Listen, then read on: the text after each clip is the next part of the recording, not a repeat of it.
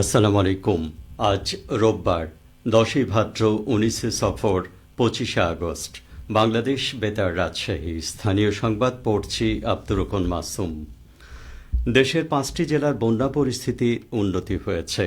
অপরদিকে উজানে ভারী বৃষ্টিপাতের সম্ভাবনা না থাকায় দেশের সার্বিক বন্যা পরিস্থিতির উন্নতি হচ্ছে। বন্যা কবলিত জেলা কুমিল্লা, চট্টগ্রাম, ফেনী, মৌলভীবাজার ও হবিগঞ্জের পানি কিছুটা কমেছে।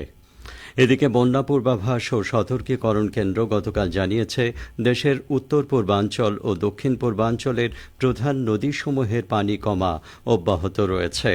কুমিল্লা, ব্রাহ্মণবাড়িয়া ও ফেনী জেলার ভারতীয় ত্রিপুরা সীমান্তবর্তী অঞ্চলে এবং ত্রিপুরা প্রদেশের অভ্যন্তরীণ অববাহিকাসমূহে উল্লেখযোগ্য বৃষ্টিপাত পরিলক্ষিত হয়নি এবং উজানের নদ নদীর পানি কমা অব্যাহত আছে। ফলে গত শুক্রবার থেকে মৌলভীবাজার, হবিগঞ্জ, ফেনী, কুমিল্লা ও চট্টগ্রাম জেলার নিম্নাঞ্চলের বিদ্যমান বন্যা পরিস্থিতির উন্নতি শুরু হয়েছে।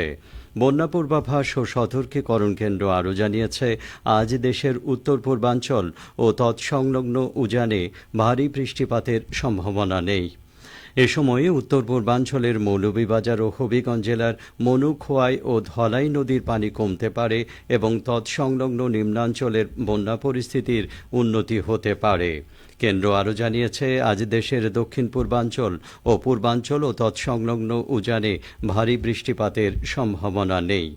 এ সময় এই অঞ্চলের ফেনী, কুমিল্লা ও চট্টগ্রাম জেলার মহুরী, ফেনী, গোমতী ও হালদা নদীর পানি কমতে পারে এবং তৎসংলগ্ন নিম্নাঞ্চলের বন্যা পরিস্থিতির উন্নতি অব্যাহত থাকতে পারে।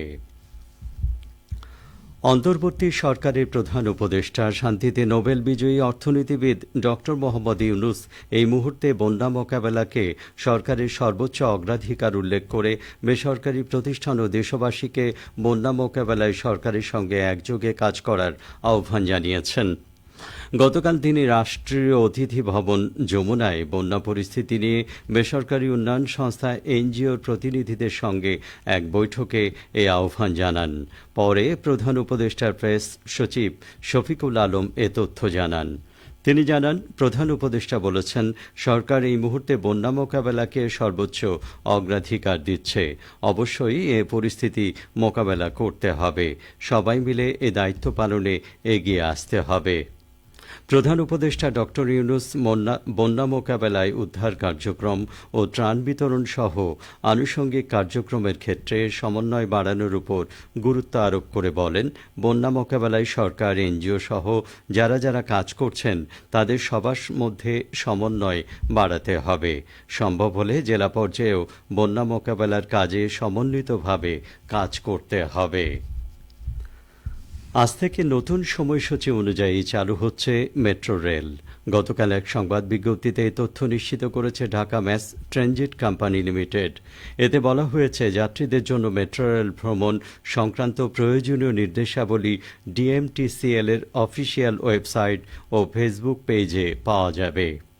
তবে অনিবার্য কারণবশত মিরপুর 10 ও কাজীপাড়া মেট্রো রেল স্টেশনে আপাতত মেট্রো রেল থামবে না এবং যাত্রী সেবা কার্যক্রম বন্ধ থাকবে। চাঁপাইনবাবগঞ্জের ভোলাহাট উপজেলার সার্বিক উন্নয়নের লক্ষ্যে বিভিন্ন প্রতিষ্ঠানের প্রধান ও গণমাধ্যম কর্মীদের সঙ্গে মতবিনিময় করেছেন বৈষম্য বিরোধী ছাত্র আন্দোলনের শিক্ষার্থীরা। গতকাল ভোলাহাট মহবুল্লাহ কলেজ মিলনায়তনে এই মতবিনিময় সভা অনুষ্ঠিত হয়। বৈষম্য বিরোধী ছাত্র আন্দোলনের শিক্ষার্থী আবদুল্লাহর সভাপতিত্বে বক্তব্য দেন ভোলাহাট মহবুল্লাহ কলেজের অধ্যক্ষ রহমত আলী, ভোলাহাট রামেশ্বর পাইলট উচ্চ বিদ্যালয়ের ভারপ্রাপ্ত প্রধান শিক্ষক কোরবান আলী। সভায় বক্তারা বলেন, ছাত্র জনতার আত্মত্যাগের মধ্য দিয়ে দেশে যে অর্জন এসেছে তাকে সমুন্নত রাখতে সবাইকে একযোগে কাজ করতে হবে।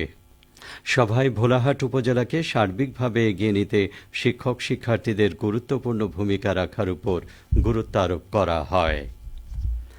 শিক্ষা প্রকৌশল অধিদপ্তর নাটোর জেলায় ১৪টি মাদ্রাসার একাডেমিক ভবন নির্মাণ কাজ শেষ করেছে। এসব ভবন নির্মাণ খাতে ব্যয় হয়েছে ৮,৩৪,০০,০০০ টাকা। নির্বাচিত মাদ্রাসাসমূহের একাডেমিক ভবন নির্মাণ প্রকল্পের আওতায় ৪তলা ভিতের উপরে একতলা একাডেমিক ভবন নির্মাণ করা হয়েছে। শিক্ষা প্রকৌশল অধিদপ্তর নাটোর জেলা কার্যালয়ের নির্বাহী প্রকৌশলী জানান, ইতোমধ্যে এসব ভবন সংশ্লিষ্ট শিক্ষা প্রতিষ্ঠান কর্তৃপক্ষের নিকট হস্তান্তর করা হয়েছে। জেলা শিক্ষা অফিসার জানান, আধুনিক নির্মিত একাডেমিক ভবনে মাদ্রাসার শিক্ষার্থীরা আনন্দঘন পরিবেশে পাঠ গ্রহণে সক্ষম হচ্ছে। সবশেষে আবহাওয়া। আজ সকাল ৬টায় রাজশাহীতে তাপমাত্রা ছিল ২৬.৫ ডিগ্রি সেলসিয়াস। সেই সময় বাতাসে আর্দ্রতার পরিমাণ ছিল ৯৭%। রাজশাহী ও পার্শ্ববর্তী এলাকায় আজ সূর্যোদয় হয়েছে ভোর ৫টা ৪৪ মিনিটে, সূর্যাস্ত সন্ধে ৬টা ৩০ মিনিটে। সংবাদ শেষ হলো। আমাদের পরবর্তী স্থানীয় সংবাদ দুপুর ১২টা ১০ মিনিটে।